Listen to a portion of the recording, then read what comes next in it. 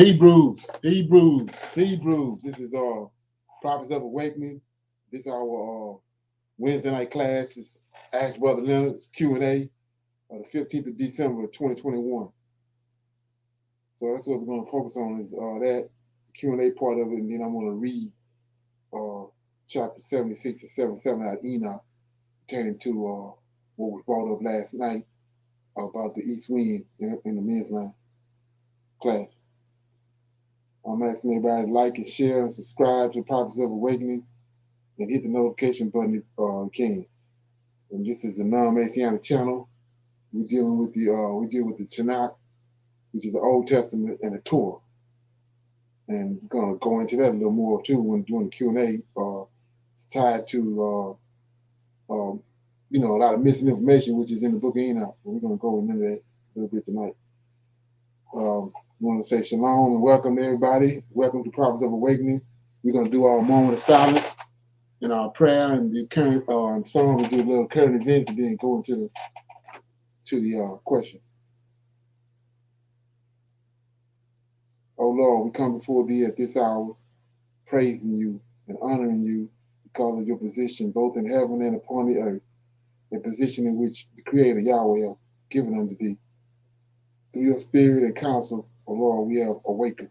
We have awakened to know who we are as a people and to who you are as our Savior and Redeemer. We are thankful for all that you have done, and we are eagerly searching your scriptures out that we may be in the right place at the right time upon your arrival here on this planet. Lord, I pray to thee that you continue to let your light shine down upon us in spirit and in truth. And we love you, we seek you daily, O Lord, and there is none else besides thee to redeem us. We see you in the affairs of the world, and we are faithfully awaiting your deliverance. Peace be on you. Okay. Let me read the song.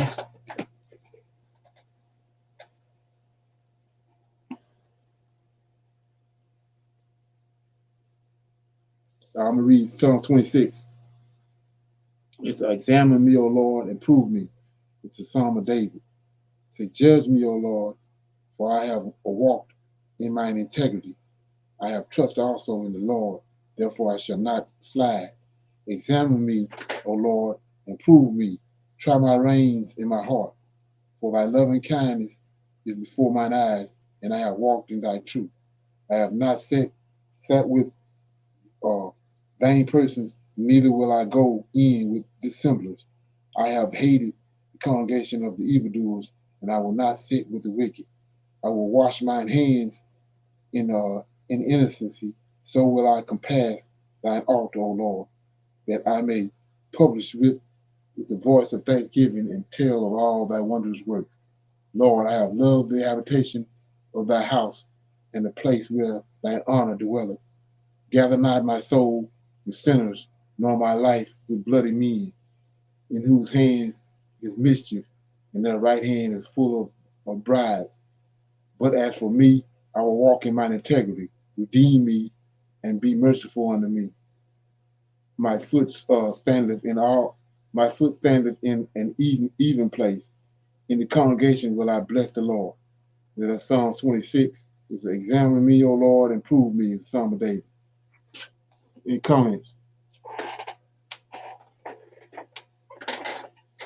Okay. Hey, Leonard, in verse 3, it says at the end of verse 3, it says, try my reins and my heart. Now, reins is symbolic of control, like you control a horse with the reins, right?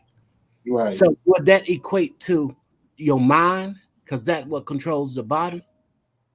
Right, and it's the way he go, what he do, the things he go and do, according to his mind. Okay. So he's saying guide him, like you guide a horse with a rein on. Right. Mm-hmm. So try my mind and my heart. Right. Gotcha. Exactly. And a lot of times it is once you get the realization of that, he talking about his mind when he say heart. It came to the mind. Right. Okay. Yeah, so I just want to shout. Anybody else? So it says verse 5. I have hated the congregation of the evildoers, and I will not sit with the wicked. I will wash my hands in innocency. So will I compass thine altar, O Lord, that I may publish with thy voice, or with the voice of thanksgiving, and tell of thy wondrous works. So here, right here, Lord, I have loved the habitation of thy house, and the place where thy honor dwelleth. So right here, this goes to I always read this out of Psalms. Out of 2 Samuel 23. David's last words. He says, "Lord, I have loved thy habitation of thy house, and the place where thine honor dwelleth. Gather not my soul." So that's when he died with sinners. That's these wicked, evil spirits that try to hold him in in 2 Samuel 23. Nor my life with bloody men. These giants. Souls of the giants. 10. In whose hands is mischief, and their right hand is full of bribes. So he's praying for this right here and right now, and we know that was answered when he passed away. Let me read it right quick. 23. 2 Samuel.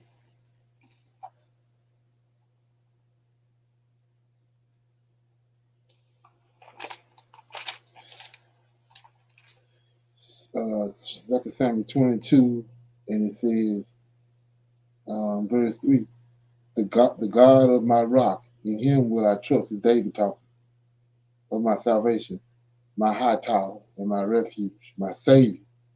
Thou savest me from violence. I will call upon the Lord, who is worthy to be praised. So shall I be saved. That saved means redeemed, means to be resurrected from my enemies. When the waves of death, it's right here. So he ain't dead yet. So he's praying about this, and it says, when the waves of death compassed me, the floods of ungodly men made me afraid. These are giants. Once he left the body, and the sorrows of hell compassed me about. And the snares of death prevented him from rising, being gathered to his forefathers. And then it says, when you keep reading it, it says, verse 11, 10, he bowed the heavens, Lord host. Also when he came down, darkness was under my feet, and rode upon a cherub. He did fly, and he was seen upon the wings of the wind, and he made darkness pavilion round about him, dark waters, thick clouds of the skies. Through the brightness before him were coals of fire kindled. The Lord thundered from heaven, and the Most High uttered his voice, and he sent out arrows and scattered them, these wicked spirits, lightning, and discomfited them.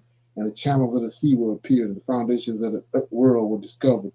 At the rebuking of the Lord, at the blast of the breath of his nostrils, he sent from above and took me and drawed me out of many waters. So that's the answer right here to his prayers that he in Psalm 26. Okay. Anybody else? Okay. So we're gonna go to current events. Anybody got any current events?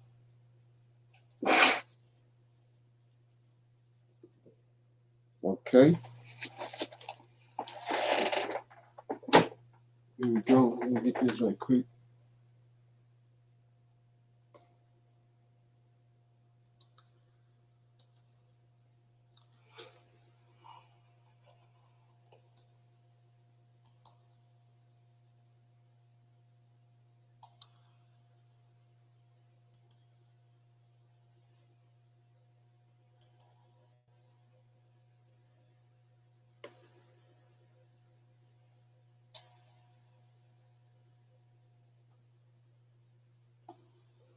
Rivals now, Russia and China. What are they up to? There's a flurry of diplomacy happening between Moscow and Beijing. Presidents Vladimir Putin and Xi Jinping met virtually today. They were waving and smiling like high school buddies. But is there more to this relationship?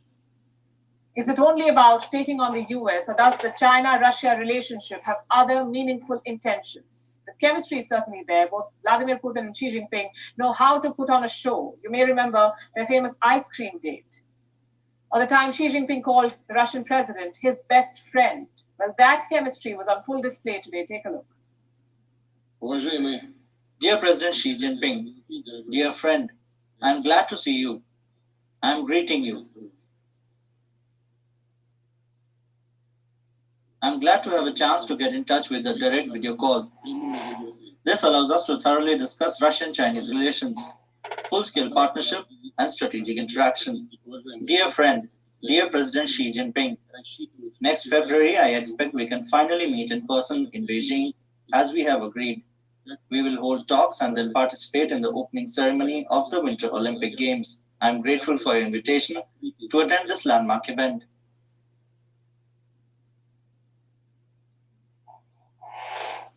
This equation was never in doubt. Both Russia and China agree on most foreign policy issues, on Iran, on Syria, on Venezuela, and on North Korea. Bilateral trade is also growing. It is expected to reach $200 billion by 2024. I know it sounds like a perfect relationship. The leaders love each other, the foreign policies align, and trade is growing.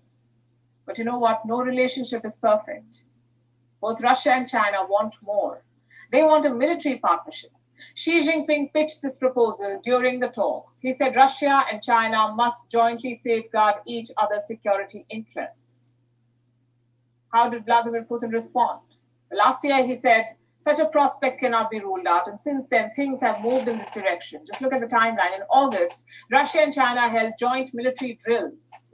For the first time, Russian soldiers trained on Chinese soil. October, 10 Russian and Chinese warships sailed through the Sea of Japan, again unprecedented. November, 4 Chinese and Russian bombers flew over the East China Sea. South Korea ended up scrambling jets in response. In the same month, China and Russia also signed a roadmap for military cooperation. It runs from 2021 to 2025. So the trajectory is clear. Russian and Chinese militaries are joining hands. We're seeing more joint drills, more joint patrols. But all of this is happening in the Pacific theater. What about Europe? President Putin has deployed thousands of troops near Ukraine. What has China said about that? Well, nothing so far. If Russia is wading into the Pacific, why isn't China helping out in Europe? I can think of a few reasons. Number one, Russia has a 290-year-old Pacific fleet. It's no stranger to this region, but China has no such foothold in Europe. Reason number two, Eastern Europe is on China's wish list. It is their ticket to influencing Brussels, and most of Eastern Europe is wary of Russia's buildup. So there are gaps. Nonetheless, this alliance is bad news for the West. It's basically a two-front threat. Russian troops and artillery in Eastern Europe and Chinese warships in the Pacific, two nuclear powers, two strong armies. What about the other side? Well, you have a reluctant France, a Britain consumed by domestic politics, a Europe divided over China, and then the United States, led by Joe Biden. Can Joe Biden spread his military so thin? Remember, he's also negotiating a nuclear deal with Iran. If that fails, this becomes a three-front threat: Europe, West Asia, and the Pacific. The fact is, Biden cannot break this new alliance, the Russia-China alliance. His sanctions will only drive them closer. So what can the West do? Perhaps play the waiting game. Beneath all of this chemistry, the Russia-China relationship is far from perfect. We are talking about two expansionist powers, two leaders with big ambitions. How long before the bickering starts? China has big plans for Central Asia, but it has always been Russia's backyard. Chinese nationalists make territorial claims in Russia's Far East. Putin will not take kindly to such assertions. You see... Okay. Any comments? So we're looking at that prophecy. So we can follow with it if you want, because it's hammer time. Any comments?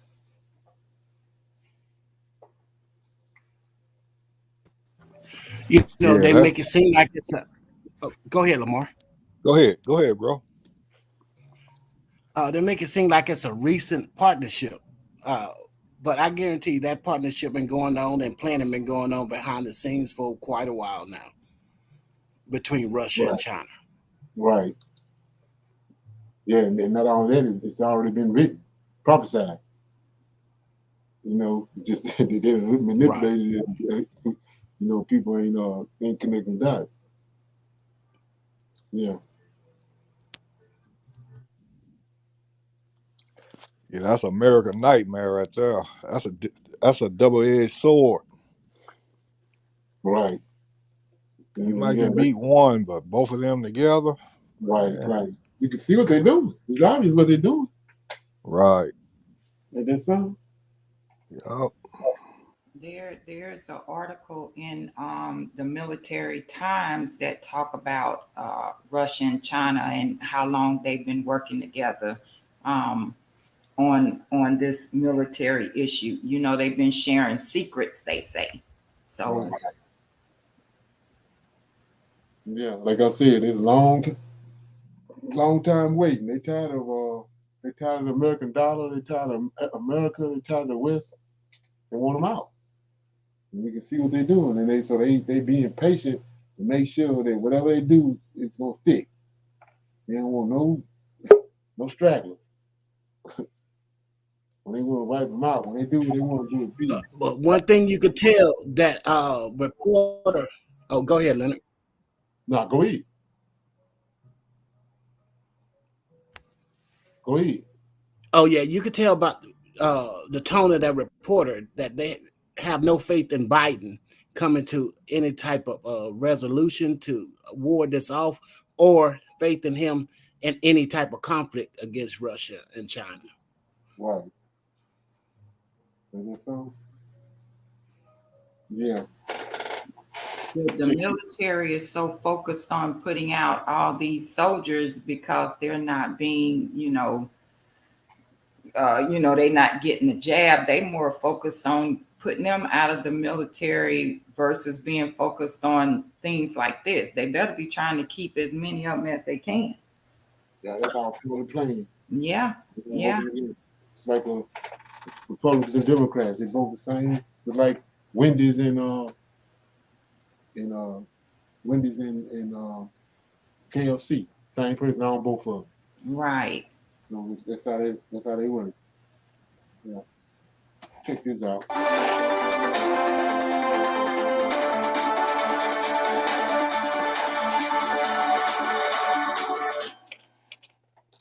Peace family, Vicki Dillard here. So pleased to be a contributor on African Diaspora News Channel. Please give your sister with the curly braids a big thumbs up, and share this broadcast and network. Thank you so very much. Fam, we have a very interesting story. You know that these close care encounters that I do on a regular basis are so important to highlight because it shows the activity of the female white supremacists, which is fully at work in the world, and it's not benign, it's not innocent, it's very dangerous. And it's very dangerous because the manner in which the female oppressor moves. For example, in the case with Ethan Crumbley, the 15-year-old mass terrorist, mass murderer, we found out that not only was it his deadbeat dad that gave him his weapon 4 days before the incident, both of his parents were called into the school the same day that he blasted and blew off the heads of multiple people. I'm using that word figuratively, but destroyed lives and injured many others, murdered 4 people and injured others. It was a mama-daddy duo. And then we found out later, according to reports, that Ethan's mama, the Becky of it all, they found in text messages, communications between them, that she told her son that the thing that he did wrong was that he got caught. The mama teaches the fledgling white supremacist, soon-to-be white supremacist killer terrorist, that regular rules don't apply to him because clearly and obviously, ostensibly, he's white, because he's white. This is what the reports show. Likewise, we see the activity of the Beckys attacking Dr. Bill Cosby. We see the Beckys that claim that they're so oppressed by their men, but they still turn around and vote for them in ever-increasing numbers, including the ones that grab them by the you-know-what. Hello, Donald Trump, and hello, the 50-some-odd% of white women that voted for Trump, and the so-called Jesus Beckys voted for him in even higher numbers. This report is talking about LeBron James, and this Becky says he wanted her. ESPN host LeBron James claimed after losing job. Now think about that headline here. Quote, he wanted her. When you see that headline, he wanted her, that would give you the impression in most instances of some sort of a sexual relation situation, right? Listen to the story. It's still just as bad. A former ESPN host has accused Los Angeles Lakers star LeBron James of influencing the network to fire her from a prominent hosting job several years ago. So this Becky is sitting there complaining about something she alleges, because we know they lie a lot. We know that the Beckys lie a lot. Becky prosecutors lie, Becky police officers lie, Becky's who wanted black men's, you know what lies? Becky's lie in Walmart parking lots. Becky's lie a lot around these parks. Michelle Beadle, Beadle, the former host of ESPN's NBA Countdown program, has been discussing her broadcast career on a podcast which is hosted by The Atlantic. The 46-year-old claimed in a recent episode that she had learned of James's role in her demise at the network, which was ostensibly to have longtime collaborator Rachel Nichols promoted at ESPN. Now, family, first of all, nobody knows who this chick is and shouldn't know who she is. She should always, henceforth, even forevermore, remain in obscurity. Nobody outside of her local town and post office should know who she is. She's clearly trying to level up by invoking his name. But for this headline to say he wanted her gives the impression there was some sexual thing there. And then... Okay. Any comments on that? Anybody heard of that? Seen that the article as well? Okay. No, I haven't. Yeah, they said it looked like they're trying to, check LeBron James as far as, because he all over the place. He up in everything that happened. He got comments. So it's like, they trying to check him. Well, all the prominent black athletes, celebrities get that wake-up call. Yeah. It's called that, right. What it's called. The wake-up call is called, so. Yeah. Tell them to go somewhere and sit down. Right. That's what they're saying. Is that so? Yeah. Okay. So, with that being said, nobody else on how we're going to go into the Ask Brother Leonard questions and comments. Anybody got any questions or comments? Matter of fact, we'll pick up what we was talking about before the line started, about the significance of the Book of Enoch and the Tanakh. How they go hand in hand with each other, especially in these latter days. What you saying about that, Andre? Oh, yes. I was saying that the Book of Enoch seems to establish or elaborate more on many of the teachings in the Tanakh. Right. Whereas, like, we was discussing about the path of the sun and the moon and the stars.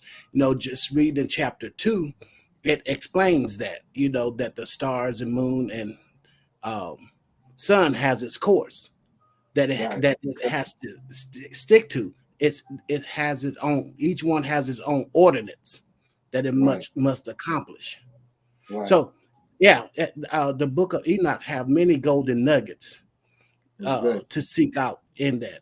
And that I feel like it's a book that our forefathers read, and that's what they taught to their children and children's children, is from their Book of Enoch. Right, and that's what they always interacting and correlating and everything according to that Book of Enoch. That's what once you get into this and you get around the right folks and you find out that was the missing link. That's what they sabotage. They sabotage the Old Testament, but the missing link is to get the proper understanding of a lot of stuff is the Book of Enoch.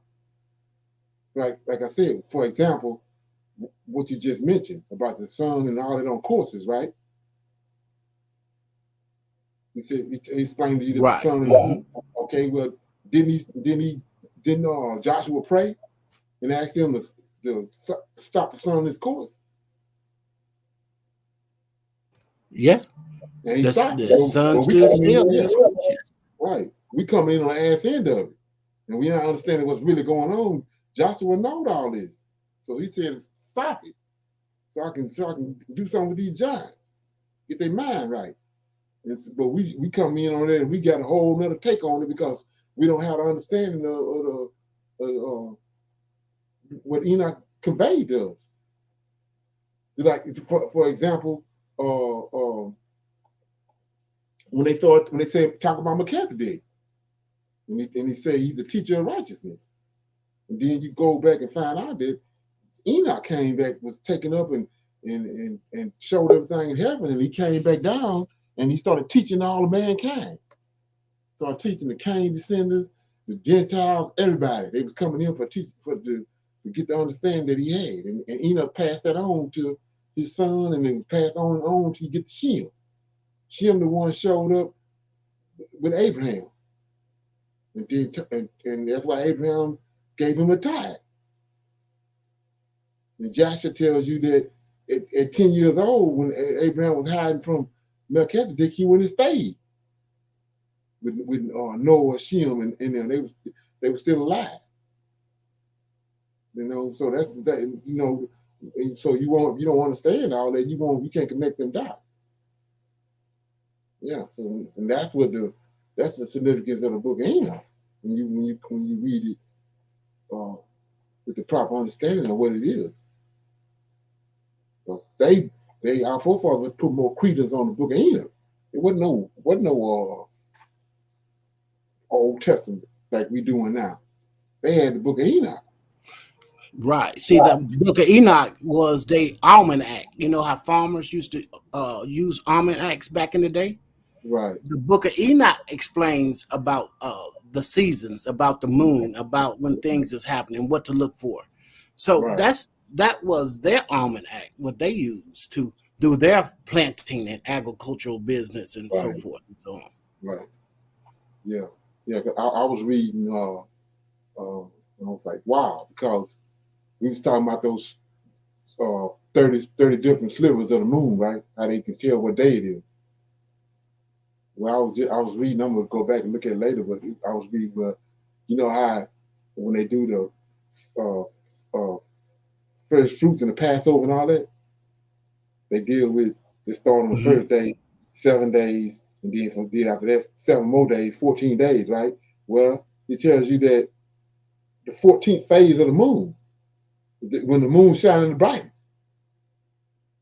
Ain't that so?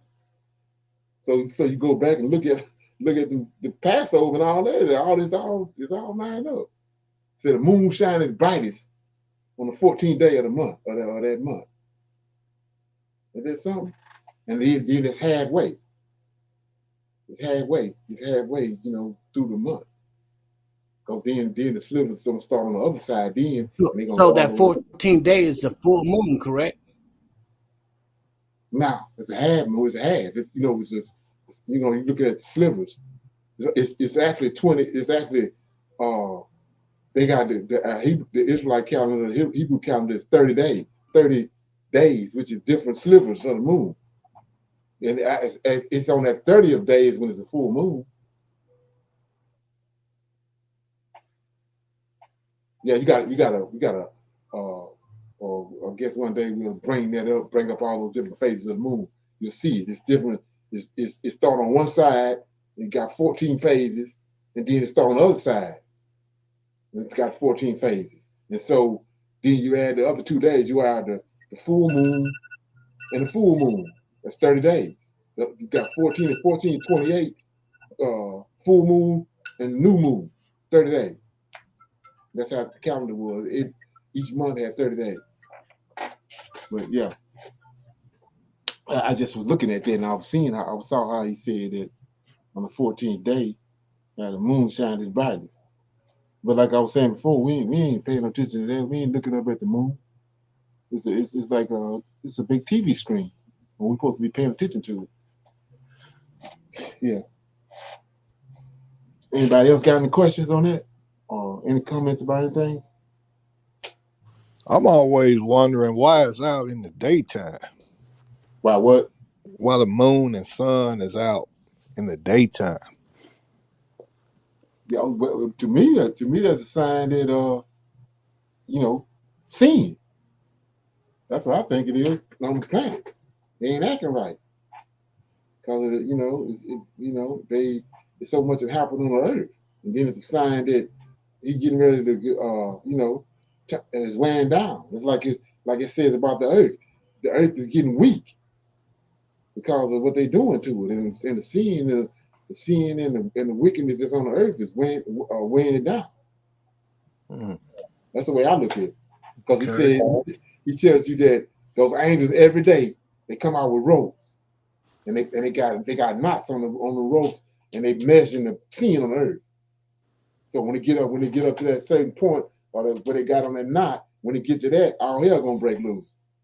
And that's what we was talking about last night when he said when they get to that point, mercy cease. Mm. Ain't no more mercy. It's like when the flood came, when he brought the flood, it was little babies.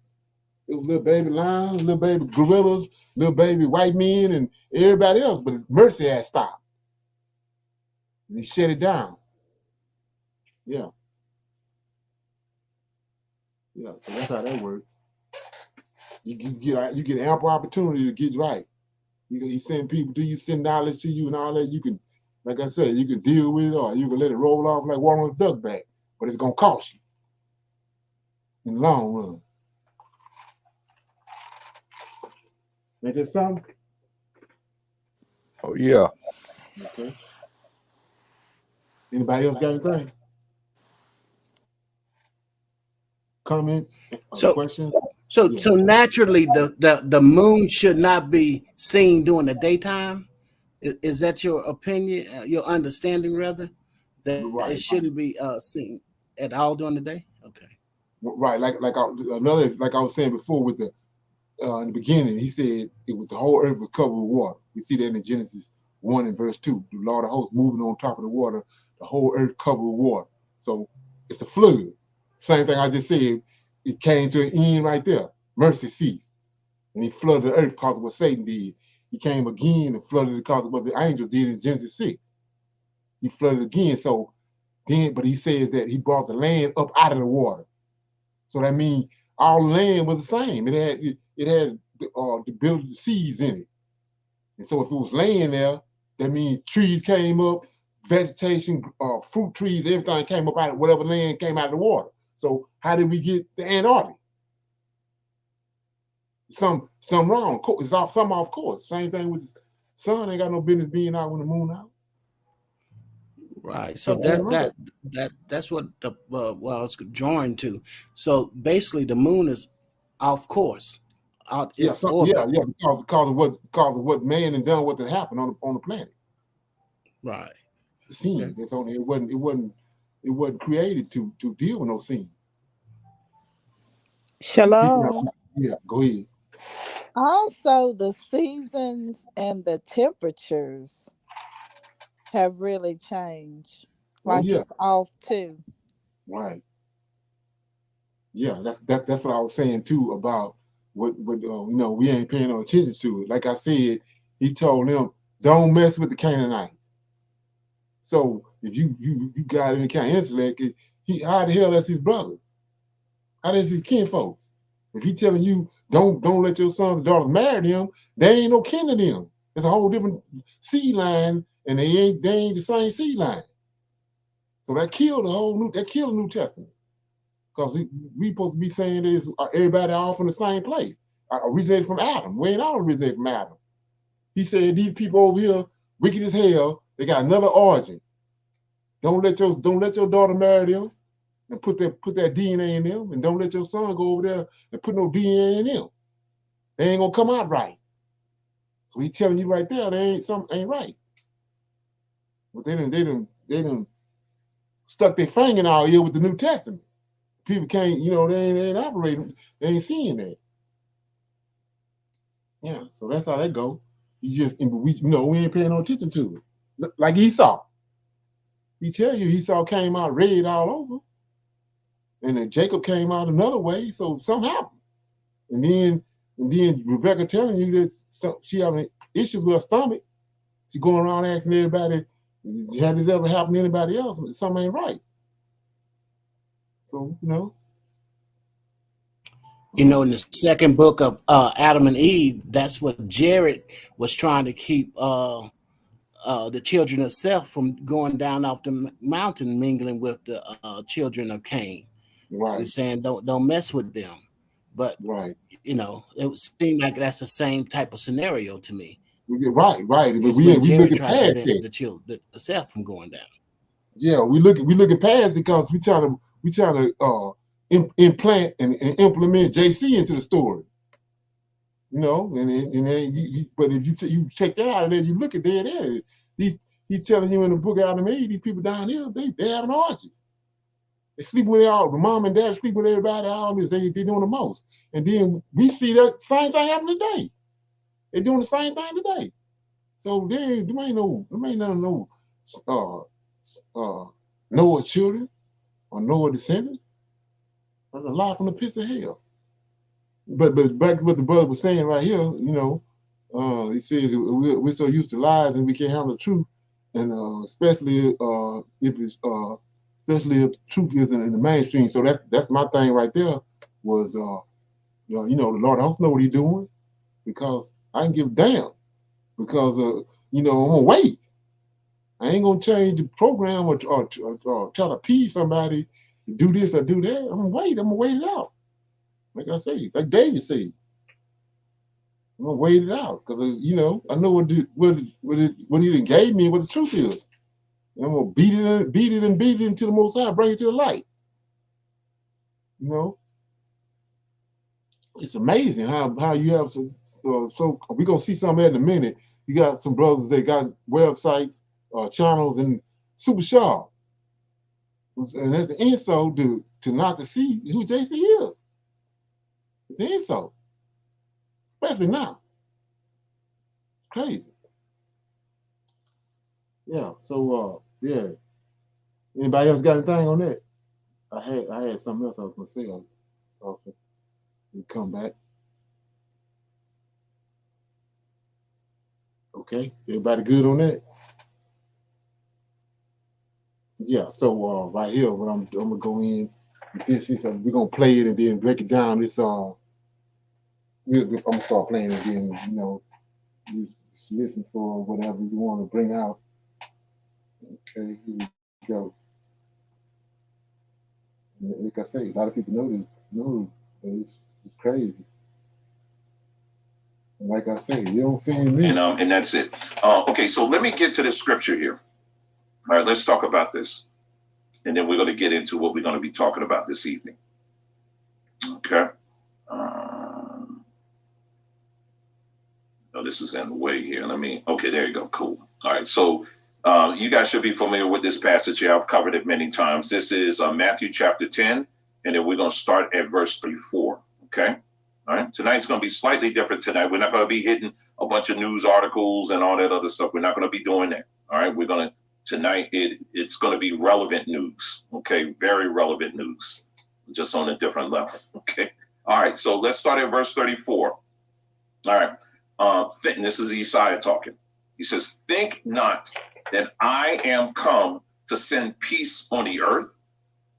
I came not to send peace, but a sword.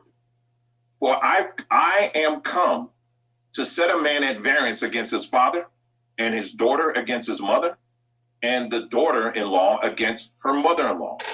And a man's foes shall be they of his own household." Let me say that again. Let me say for the people in the back. No, we see that playing out right now, but it ain't none of him. We see that playing out right now, but it ain't none of him. And a man's foes shall be they of his own household. Let me read that again. I'm going to do an Umar for y'all. I got to say it 3 times. And a man's foes shall be they of his own household.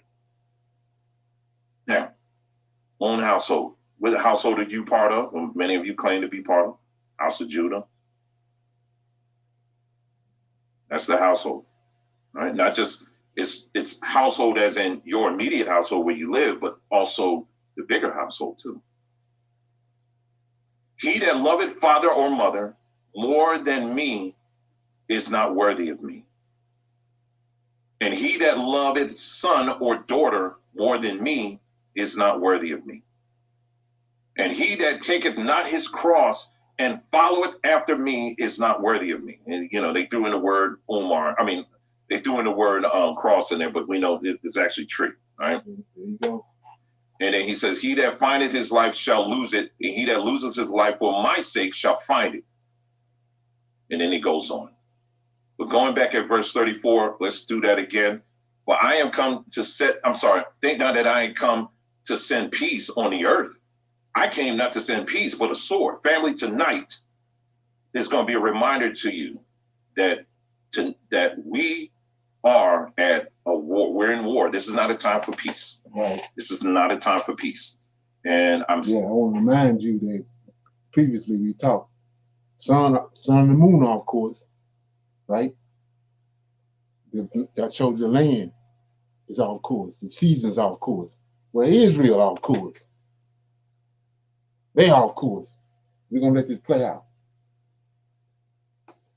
Saying is starting off with, a lot of times we get, every now and then I get comments from people, you see things happening, maybe on our platform, things we're talking about. And for some of you, you don't like to see friction. I understand that and I get that.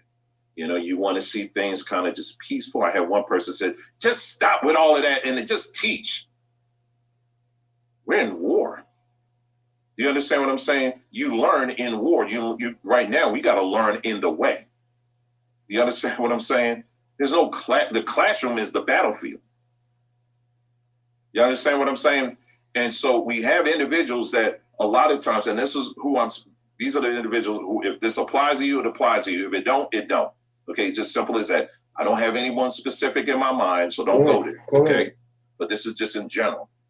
We have people that they don't like seeing any kind of friction, and instead you just want to sing that song. I would play it for you, but they'll have some problems with that. But instead, you just want to, why can't we be friends? You want that kind of thing. It's not that, family. What we're dealing with now is real. It's very real. It's going to be very uncomfortable. If you are a pew type sitter, this is not the place for you. It's not. Okay. Some of the lines that we're drawing is this. Number one. All right. Write it down if you want to write it down. Here we go. Say it out loud if you want to say it out loud. Whatever you got to do to remind yourself of this, what I'm about to say. I want to make sure that you hear it, you get it, and there's no questions going forward. It's big. Okay. Number one, first and foremost, on this platform, we believe in the Messiah. Period. He said, I am the way, the truth, and the life. No man come to the Father but by me. Imagine that. He is not one that we're worshiping per se. He is the key. He was the ultimate sacrifice. He was the ultimate sacrifice that we needed in order to regain access to him. Now, if that is something, that's period. We've also made very clear that what we call the Bible, because I see now, it's very interesting to see just within the last month, to see the numbers of people now who are so quick and ready to throw the entire Bible out. Some of these same people were preaching hard in the Bible, but all of a sudden, now the whole thing, they're ready to throw it out. We ain't doing that here. We're not doing that here. Okay? What they call the Old Testament, we believe there's truth in it. What they call the New Testament, we also believe there's truth in it. Now, if you have a problem with as far as, well, I don't believe in the New Testament, I think all of it's fake and we can just throw it out. Well, you throw it out as you can throw it out outside at that trash can on the curb, but inside here, we ain't doing that. We believe that it's truth in all of it. And we also believe that in just about everything there is truth. Just about everything there is truth. Because as I always say again, you cannot tell a good lie without some truth, some level of truth. And it doesn't matter. Just about in everything, you can't, it doesn't matter. You're going to find some level of truth in it. But it doesn't mean you got to look into everything. Okay, so I just want to make that very clear when it comes to our view, our take, and our stance on the Messiah. If that's something that rubs you the wrong way, you don't like it, that's fine. Unsubscribe and keep it moving. I told you, number one, this channel has never been monetized. I'm not losing a dime. I'm not gaining a dime. It doesn't matter. If the Most High, he decides, hey, listen, you're going to lose thousands of people by saying that, then so be it. I thank the Most High for what he's given me. You know, I have a happy life. And I think. Okay. Any comments so far? Anybody got anything? Which channel is that, Leonard? I ain't really want to say the name, but Oh, okay. Oh, okay. Well, then don't. I missed it when you. After we get out, I thought in the broadcast, I get to. Let me get this right quick. This sadly, we defend JC more than the Gentiles. New Testament is 11, and all little 11 is a whole lot. Right, exactly. So long, bro. I ain't seen you in a minute. It says I noticed that on the lunar calendar you can observe 2 new moons. 2 Samuel 27. That's why Saul inquired about the son of Jesse. Do you think this is tied to Genesis chapter 2, verse 2? Okay, let me look at that quick. Get back to the video.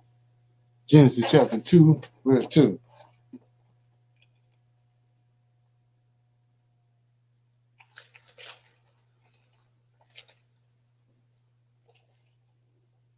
Okay, Genesis 2, verse 1 says, thus the heavens and the earth were finished, and all the hosts of them.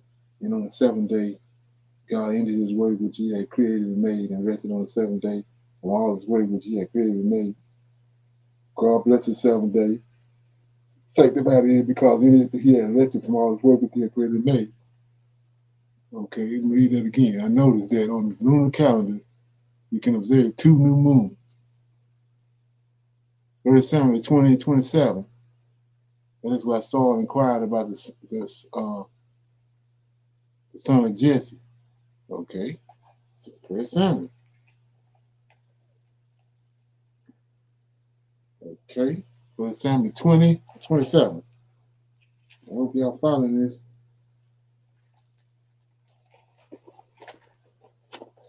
20:27.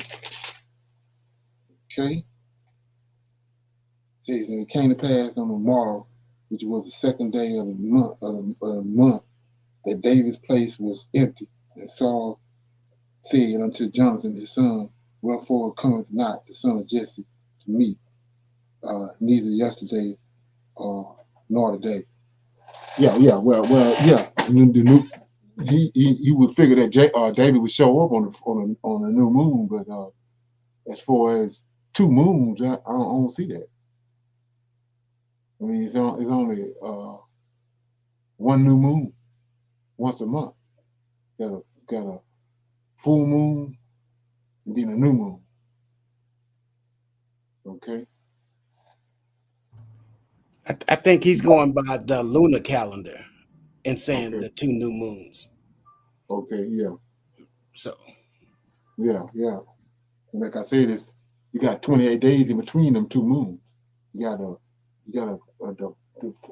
full moon, and then at the end of the month, you got the new moon that's starting to start the next month.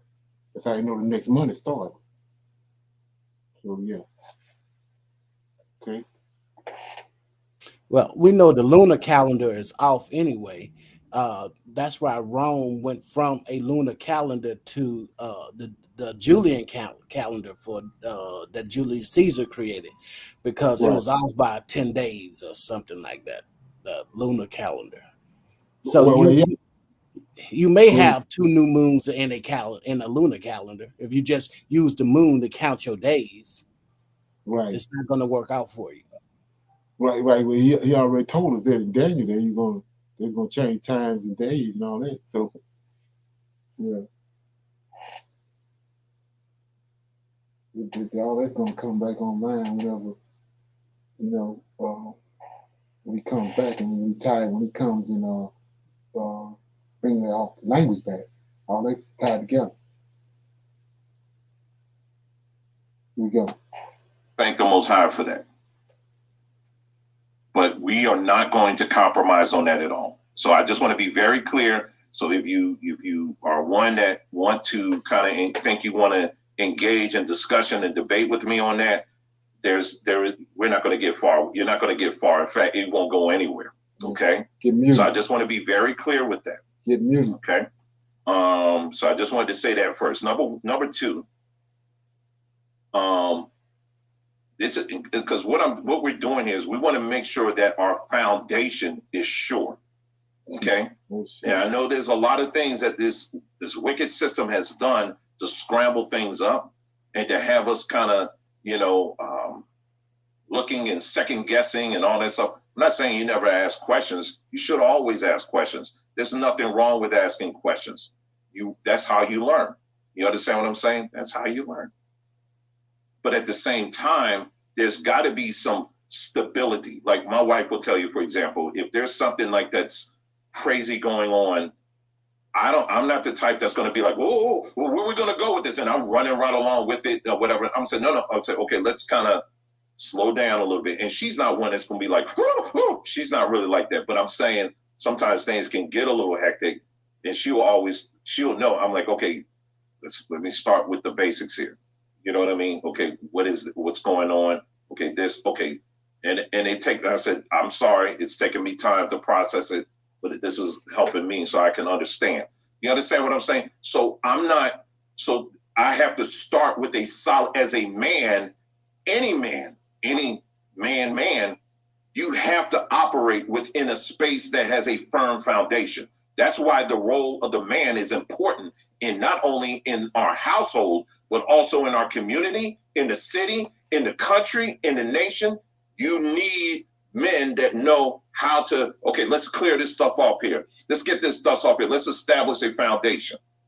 You understand what I'm saying? Because if you don't have a foundation, you're going to be caught up with every wind of doctrine.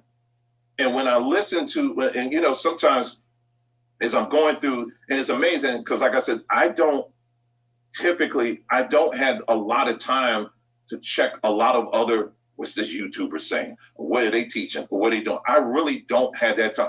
A lot of times this stuff just pops up on my the timeline. Here we go. And what was it? Was it Sunday? I think it was Sunday. I had some time. I said, let me just kind of go through here and check some of this stuff out. And I'm sitting up here and I say, okay, well, you got some, again, we're using the term Hebrews. And we got Hebrews out here now looking at the Kabbalah. The Kabbalah. Right. So y'all familiar with that, right? Kabbalah. Yes. Okay. So he can see that. He can see how wicked the Kabbalah is, but he put an offense around JC. But JC way 10 times wicked in the damn Kabbalah. See that? The Kabbalah. And I was sitting up here like, what? And I was just amazed to see how many people were like, yeah, well, I got the Kabbalah, I bought it and I didn't know what, but this is confirmation. Everything's confirmation for people. Some folks, it's like you can get up here and say, you know what? The other day I woke up and I said, and something told me, take all your clothes off, go out in the street, butt naked, don't even put any lotion on anything, just go on out there and start walking. You're guaranteed to find at least a few people to get out there and say, you know what? That's confirmation, brother. That's confirmation. I'm going to do that too. Not everything's supposed to be confirmation. Maybe it's the Most High saying, don't do that. You understand what I'm saying? But I'm sitting up, yes, the Kabbalah. So I'm sitting up here like, you got to be joking me, right? You got to be joking. Yes, these are people. There are people out there now that are looking in the Kabbalah. You have people looking at the Book of Mormon. And then someone. See, family, this is the problem with this is this. And this is what I just shared with my wife. For many of our people, your Holy Spirit is the comment section. The one that is to teach you, Holy Spirit, is also any random YouTube channel. That's how your prayer life, your prayer life are various YouTube platforms. Your Holy Spirit is the chats and in the comment section. Yeah, so you want to watch that, man. I don't play too much of that. I don't want to rub nobody the wrong way. But so yeah, it's that's what it done to us right there. That's what didn't happen. You got these people that's, I mean, can't see how they can know all this other stuff, but they get on that white horse and ride him all the way to town. You know, it's crazy. Oh yeah. So any comments? Hey, Leonard. Yeah. Yeah, you know, people like that, you can't tell them nothing either. Right, exactly. Right, exactly. And like I said, it's straight up Christianity. It's what it is. Yeah. What will Christianity do to you? You don't want to, and especially another black man, the Hebrew Israelite, he can't know what the hell he's talking about, and Most High can't be reveal nothing to him. But just do planners and them people, the guy over in San Antonio, they got the revelation, but the brother can't have it. Israelite, he can't have it. Yeah, he can't see. He committing Right, yeah. the worst sin you can commit. Right. Following that New Testament and that New Testament idol Messiah. Right. That's crazy. That's why we where we at now. Right. And you got all kind of people, like I said, come and you hear something on Prophets of Awakening, go ask him. First thing he gonna say is which he ain't even in a position to comment on it, because he don't know shit about it. But they gonna comment and tell them, lead them off down another road.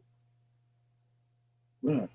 Yeah, but the brother said that, when he was talking about his wife, that he takes his time and slow it down, and basically said that he attacked things meticulously. Well, then he should see the holes in the New Testament if he truly do it from that point of view. There's no way you could read that New Testament and not come away with questions about things. Exactly. Especially if you have studied the Old Testament. It's because you see contradictions. Right. Exactly. So, like I said before, they didn't. What a lot of people ain't connecting the dots on is they didn't denigrate that book of Enoch. See, so people they won't go to it. But over here on Prophets Awakening, that wall been tore down. And so everybody got a book of Enoch and ready for themselves. And then as soon as you start reading it, then you start to see what's, the Most High, the Spirit of the Most High, and heaven is all hanging around the book of Enoch. Been waiting for 2,500 years for you to get a hold to it. That's what they don't understand. These Edomites have denigrated the book of Enoch and got you thinking that there's something wrong with it. So they don't even pick it up. Right, because anytime you Google the book of Enoch, or you get into some type of commentary with someone about it, they're gonna tell you that it's not authentic, or it's the book of Enoch is not real. And you even have Hebrew mores that teach all you need is these 66 books. The book of Enoch is contradictory to the Tanakh, and so forth and so on. And I haven't seen the contradictions that they are referring to. Now, I haven't read the book of Enoch in its entirety, but I haven't seen the contradictions that they're referring to. Well, like a bunch of guys that I've been dealing with a while that's around here. They soon as you start breaking down the book of Enoch to them, they catch fire. They catch fire because then they say, they never seen none of this stuff in the way that it's presented. And that's the thing about it, it's how they come into it. You're coming into it already with a Gentile mentality based on what the Gentile told you, and you ain't reading it with the Spirit of the Most High on you, and that's what's happening. Yeah, that's what that is. Yeah, and even your conversation with somebody that's read the book, that read it the correct way, Right, you it's on a whole different level. And you right, talking to a brother ain't never read it. It's some right. places you can't even go with him because you wasting Exactly. your he ain't on You ain't gonna get it. right. Right. And like I said, even chapters 1 through 5, once you come in there and see what them angels done, those 200 angels, then the whole game changed. That's what's crazy about it to me. I'm saying, like, what you talking about? And that, like this guy talking the other day about the Genesis 6 is Sethians, self-descendants. There ain't no self-descendants. Them angels. Exactly. That's an example of what I was trying to say. You know, you can tell he don't read the book of Enoch. Right, exactly. Shalom. Okay. That's why Isaiah 44 is so important Right. because he says, whom I have So, chosen, right. I will pour water upon him that is thirsty. Exactly. So, I mean, that's huge. You can do all the studying and thinking with your brain, and we have excellent brains. You Right. know, we can absorb lots of things, but unless he has chosen you and is pouring that water on you, you are still going to be lost. Exactly. Right. You ain't directed towards you. It ain't happening. And that's what so many people get offended at. They get offended by that. Yeah. Ain't that something? Well, see, that's part of it too. Is that when they read it, they do not believe what they're reading. They think it's a fairy tale when they get to reading about fallen angels and Right. giants because they've been told that in fairy tale books, Right. not knowing that the Gentiles put those in fairy tale books. Those was true Yeah, stories. right, right, Well, exactly. those stories was based on truth. Put it that Right, way. exactly. So they have a problem even reasoning that there was angels, fallen angels on earth, and that there was giants roaming about throughout the earth. Right, Because the Gentiles have come to tell them that's a lie. That right, never happened. exactly. And like I said, you ain't got to go far. Like I've been saying for the last 20 years. Look at it. You can see the DNA. You can see. Look at them. They necks and all the. He's having all these. Like I showed you, the lady that had 4 legs and all that. That's where it's coming from. But we ain't dealing with that. All that's. We putting blinders on when it comes to all that. Humpbacks and all that. They ain't like I said, the Most High he ain't made no land with no uh, 2 mile sheet of ice over top of it. He said he made the land and it come up out of the water good. So that means in between the time when he did that in Genesis and now something happened. Something very wicked had happened. The reason why you got ice all over the Antarctic. Something happened. Just like that. Why would somebody have 4 legs? One person have 4 legs. Something happened. And it ain't got nothing to do with them creative. They ain't putting that together. Hey, that's the same way with the Sahara Desert. How's the rest of Africa have all that wilderness and foliage and greenery, but that one strip across east to West Africa of the Sahara is barren, Right. nothing but sand. Something must have happened there. Right. And it was major because you can look from a Google map out of space and see. Right. Yeah. So yeah, but like I say, that's how they done brainwashed us with that's what the New Testament been done to Israelites. Yeah. Ain't that something? Anybody else got anything? I'm gonna start reading out of this book of Enoch, these chapter 76 and 77.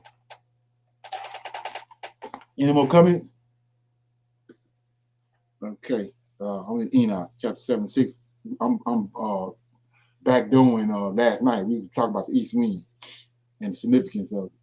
So I'm in Enoch chapter 76.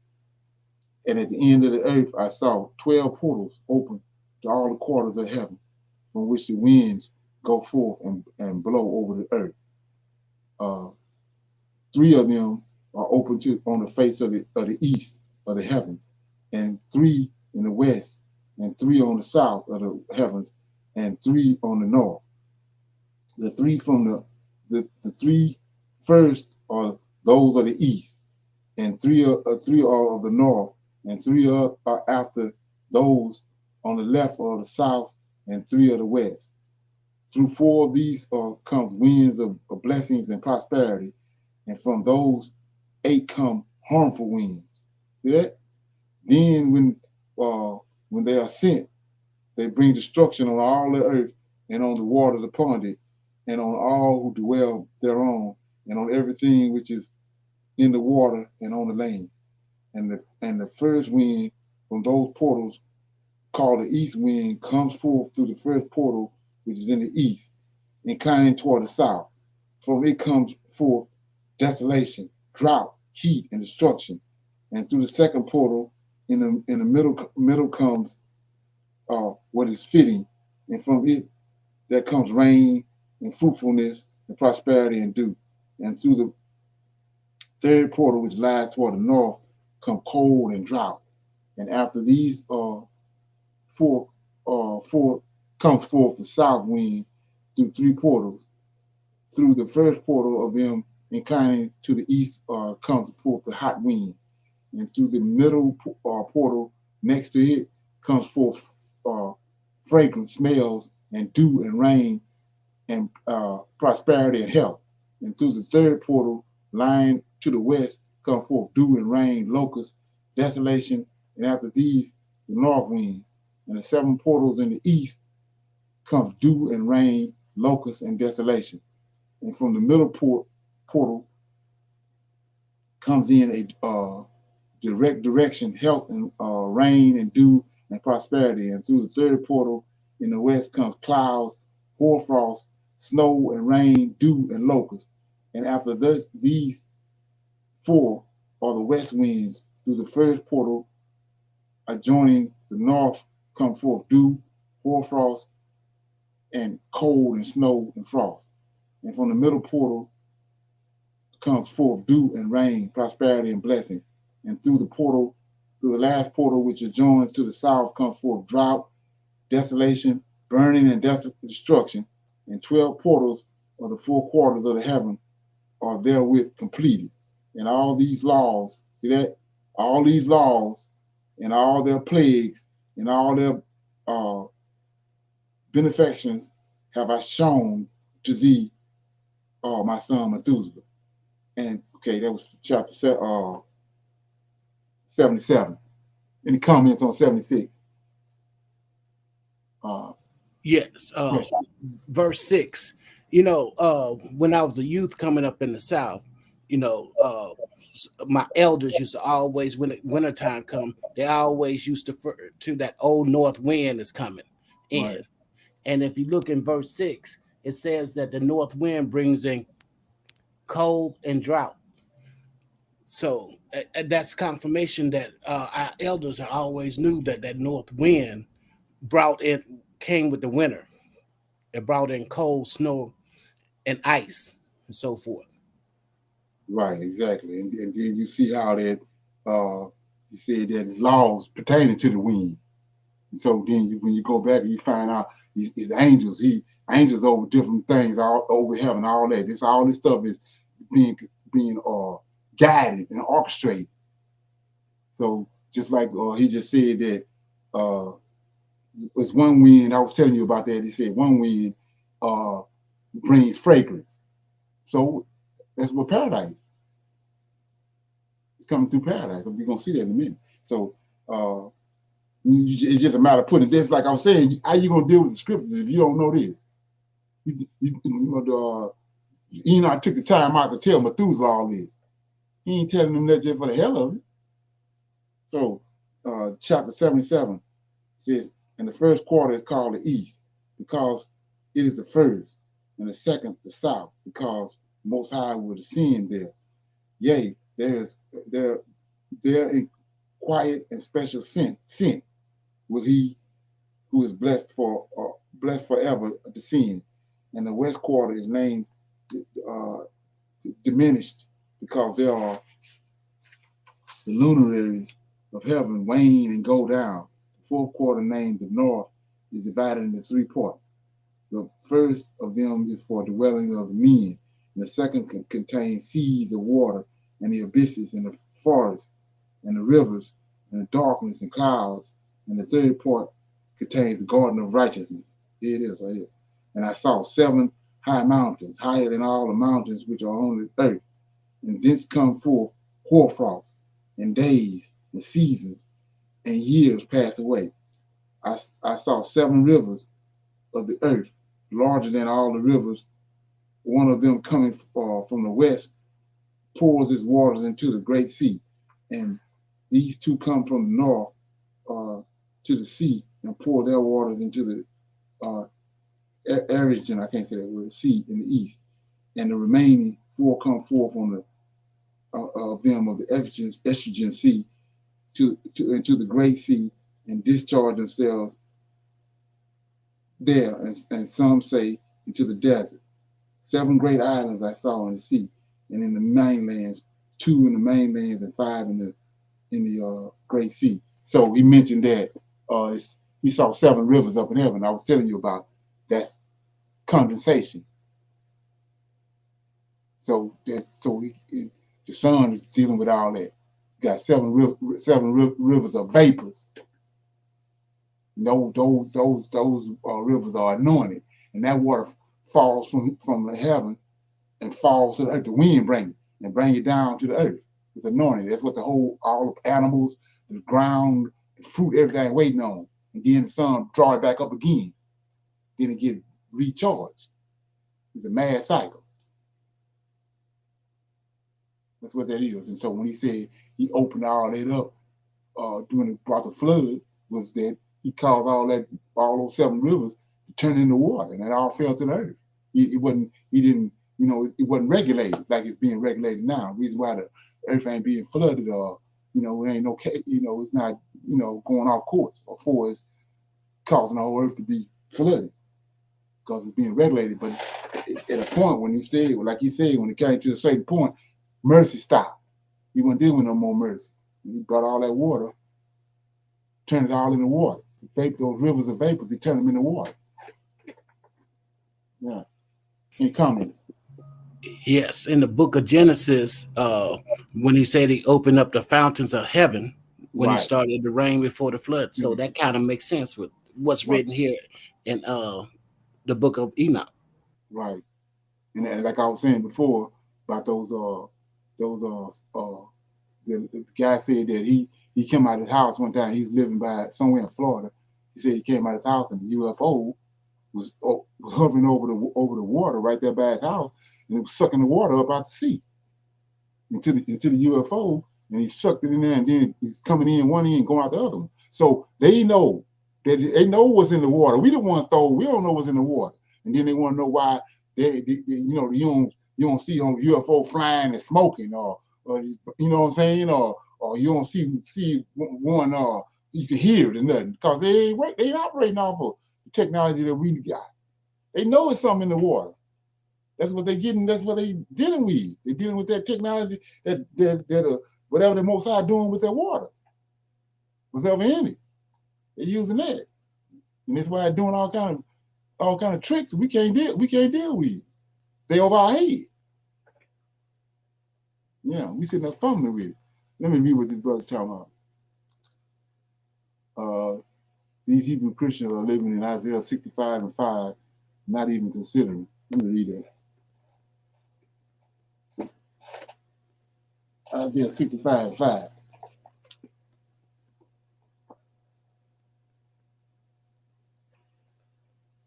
Okay.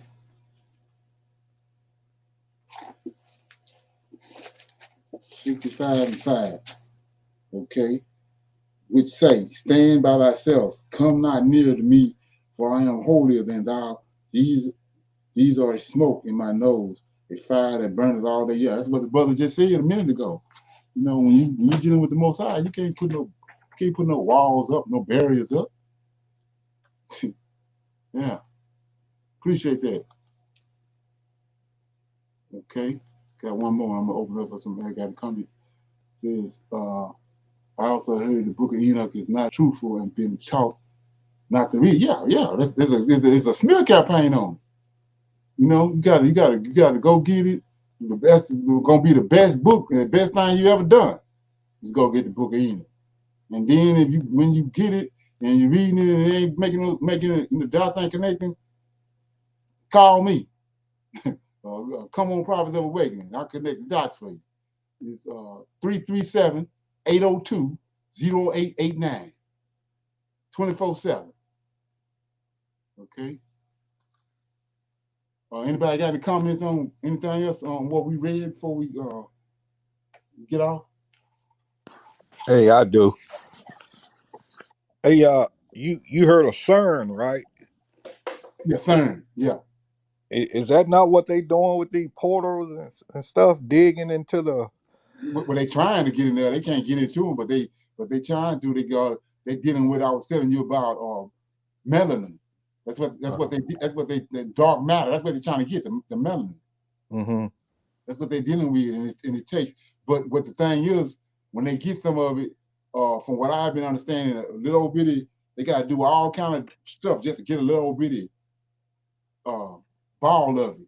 But because it's in another dimension, all kind of wicked, evil shit come with it. Yeah. Right. And so Yeah, and wherever they put it at, all hell break loose. Wherever they store it at. Right. Right. Ain't that something? But that's how they operate. You know, like that's what you gotta do to you know, clown like that. You gotta let them dig a hole for themselves. I'm gonna let the Most High deal with them. But because when it say portals and stuff, that could be a tunnel, and you know that remind me of what they trying to dig for in CERN. Right. Well, it's a Stargate. Uh-huh. Which is that's what the pineal gland is. The pineal gland is tied to those portals. Okay. Yeah. That's why he's saying that's why we totally different than anybody else on the planet. We ain't like nobody else, and they done brought us down relegated us down to nothing. And we don't know how to deal with all that.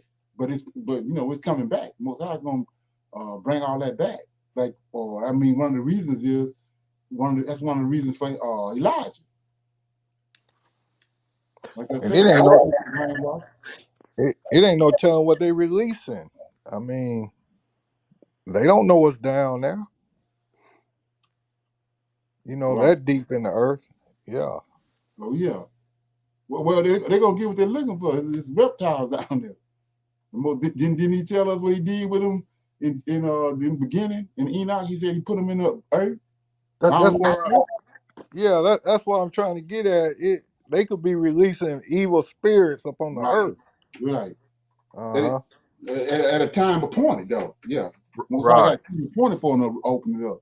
Right. Exactly. Yeah, but they claim they only have went down 8 miles into the Earth's surface. That's what they claiming now. Is that something? Just 8? Yes, just 8. Okay. All right. So you could triple that. Right. Right. Is that something? And like I said, you can when you finally get in the right place, you can see all the signs of reptilians all over the place in people. As far as the DNA, you can see it. Like I said, the Most High ain't made nobody with no funny looking eyes and long ass necks and all that. Yeah, they ain't come from Most High. So Leonard, that leads me to one question before we get off of here.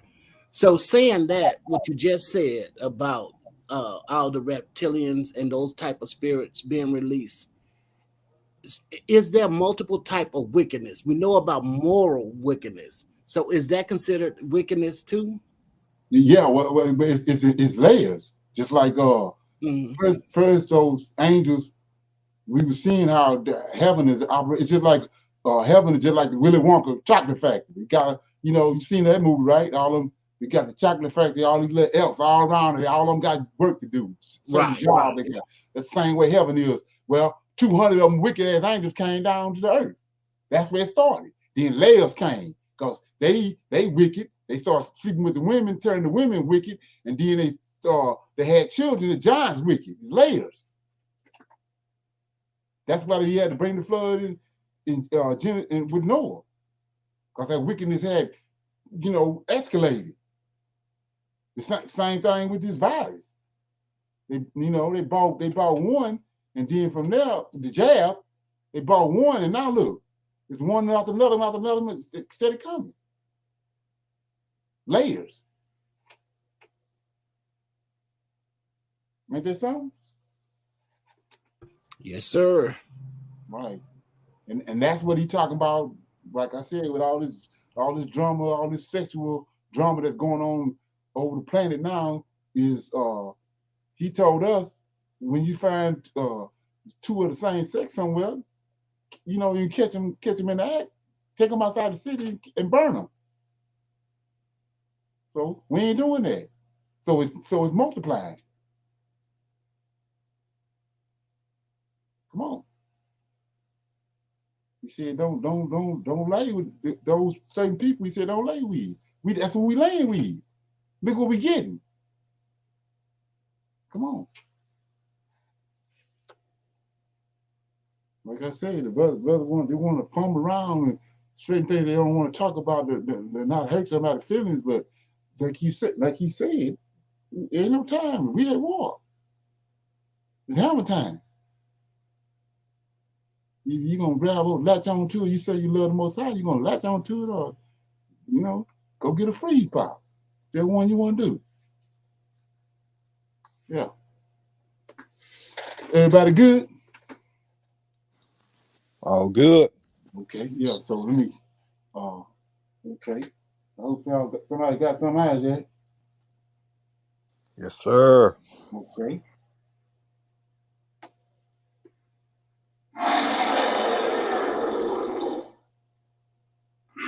Yeah. I want to say shalom, everybody, and I'll see women tomorrow at for the women's line tomorrow night. If you hold up a minute, I'll give you that name.